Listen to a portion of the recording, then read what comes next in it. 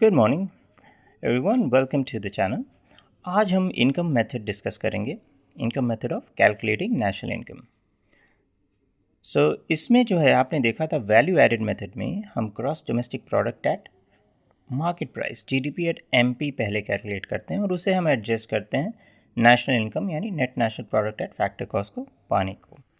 लेकिन यहाँ पे हम net domestic product at factor cost को कैलकुलेट करते हैं। इनकम मेथड में हमेशा एनडीपी एट एफसी हम निकालेंगे और वैल्यू एडेड और एक्सपेंडिचर मेथड में हमेशा जीडीपी एट एमपी निकालेंगे, ध्यान रहे। तो अब कंपोनेंट्स क्या हैं? Net domestic product at factor cost को कैसे निकालते हैं? कंपेंसेशन ऑफ एम्प्लॉयज़ या COE plus operating surplus plus mixed income. यहाँ ध्यान देना है, compensation of employees salaried individuals के लिए है, ठीक है। और बाकी जैसे लैंड के बदले अगर रेंट है, ठीक है, कैपिटल के बदले इंटरेस्ट है या एंटरप्रेन्योरशिप के बदले प्रॉफिट है, वो ऑपरेटिंग सरप्लस में आता है। मिक्स इनकम होती है उन लोगों की जो सेल्फ एम्प्लॉयड होते हैं, क्योंकि वो अक्सर जो है अपने लैंड या शॉप यूज़ करते हैं, अपना कैपिटल लगाते हैं, प्लस अपना लेबर भी उसमें यूज़ करते हैं, यानी खुद भी जो है मैनेज करते हैं। Maybe they are working there as a owner या मैनेजर एज वेल, प्रोपराइटर हैं तो भाई खुद भी तो उनको काम करना होता है। तो इसीलिए उनकी इनकम मिक्स होती है, क्योंकि उन सैलरी से भी इनकम आ रही है एक तरह से और उनका कैपिटल भी है लगा हुआ है, ठीक है, प्लस अपने वो लैंड भी यूज़ कर रहे हैं। तो इसीलिए उनकी इनकम को हम मिक्स इनकम कहते हैं। मिक्स इनकम हमेशा सेल्फ एम्प्लॉयड लोगों के लिए होती है, ठीक है।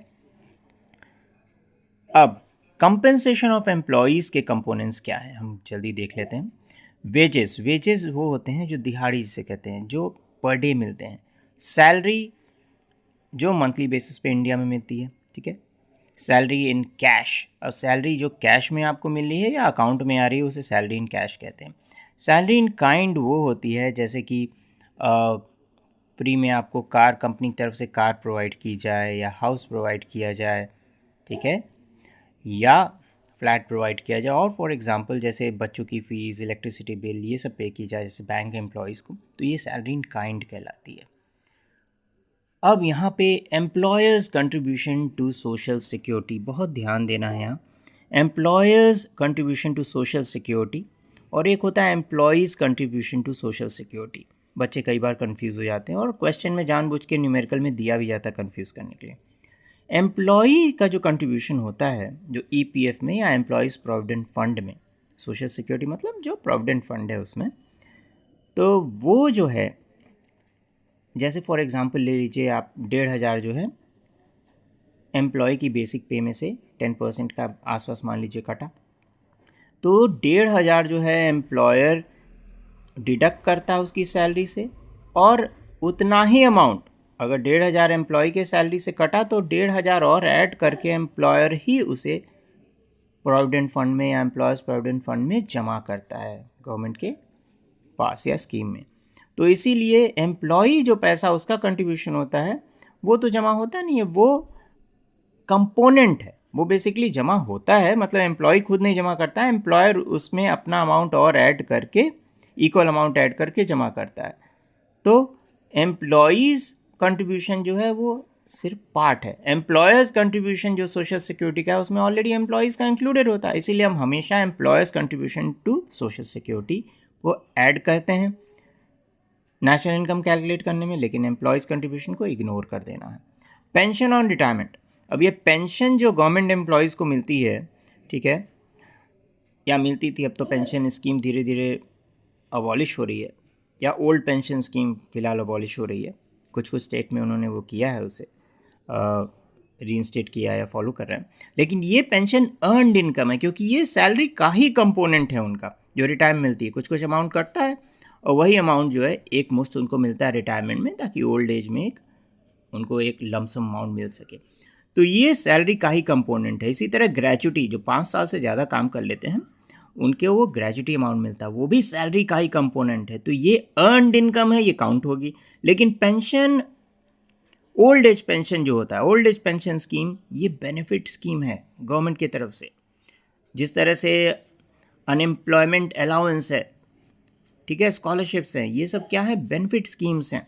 इसके लिए अर्निंग नहीं किया, इसने अर्न, एक पर्सन ने अर्न नहीं किया है, चाहे जो भी हो वो, उन्होंने अर्न नहीं किया है, राइट, तो उसे हम नहीं इंक्लूड करेंगे। Transfer payments will not be included.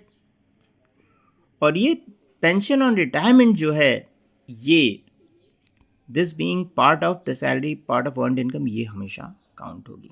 तो ध्यान रखना है, ओल्ड एज पेंशन नहीं काउंट करेंगे, पेंशन ऑन रिटायरमेंट को ऐड करेंगे हम। फिर ऑपरेटिंग सरप्लस, जो सेकंड कंपोनेंट था उसका, ऑपरेटिंग सरप्लस के कंपोनेंट्स क्या है, रेंट है, इंटरेस्ट है, प्रॉफिट है, रेंट और रॉयल्टी। अब रेंट क्या है, हमने पढ़ा था लैंड के बदले रेंट, रॉयल्टी होती है जो आपकी इंटेलेक्चुअल प्रॉपर्टी राइट्स होते हैं, जैसे फॉर एग्जांपल सिंगर्स हैं, उनके गाने हो गए, ठीक है, कॉपीराइट्स हो गए, तो बुक हो गया, आपने कोई लिखा, उसके बदले रॉयल्टी मिलती है, ठीक है। तो रेंट और रॉयल्टी प्लस इंटरेस्ट, कैपिटल जो होगा उस पर इंटरेस्ट मिलेगा, और एंटरप्रेन्योर स्किल्स के लिए प्रॉफिट। तो ये तीनों ऐड होके ऑपरेटिंग सरप्लस होगा। अगर ऑपरेटिंग सरप्लस दिया हुआ है और साथ में रेंट इंटरेस्ट भी दिया हो, इसको इग्नोर करेंगे आप लोग, रेंट इंटरेस्ट को या कंपोनेंट्स को। ऑपरेटिंग सरप्लस में ऑलरेडी वो इंक्लूडेड है, तो सीधे सीधे ऑपरेटिंग सरप्लस का ही आप टोटल कर देंगे। नहीं दिया ऑपरेटिंग सरप्लस, तो इन जो भी कंपोनेंट्स हैं उनको ऐड करके आप ऑपरेटिंग सरप्लस के जगह डालेंगे फॉर्मूला में। प्रॉफिट के भी 3 कंपोनेंट्स हैं, डिविडेंड्स जो कि शेयर होल्डर्स को दिए जाते हैं, कॉर्पोरेट प्रॉफिट टैक्स, गवर्नमेंट को प्रॉफिट टैक्स देना होता है हर फर्म को, हर कंपनी को, और रिटेन्ड अर्निंग, उसके बाद जो बच जाता है उसे हम अनडिस्ट्रीब्यूटेड प्रॉफिट कहते हैं या रिटेन्ड अर्निंग कहते हैं, जो कि बिजनेस या तो एक्सपैंड करने के लिए यूज़ कर सकता है, या कई बार जो सरप्लस रिटेन्ड अर्निंग हो जाती है बोनस शेयर इशू करने में यूज़ करता है, ठीक है। तो हम सबको जोड़ के हमें क्या मिलेगा, NDP@FC। अब यहाँ ध्यान देना है, NDP@FC मिल जाएगा। अब NDP@FC को अगर आपसे कहा जाए कि नेशनल इनकम कैलकुलेट करें, तो वो होता है net national product at factor cost.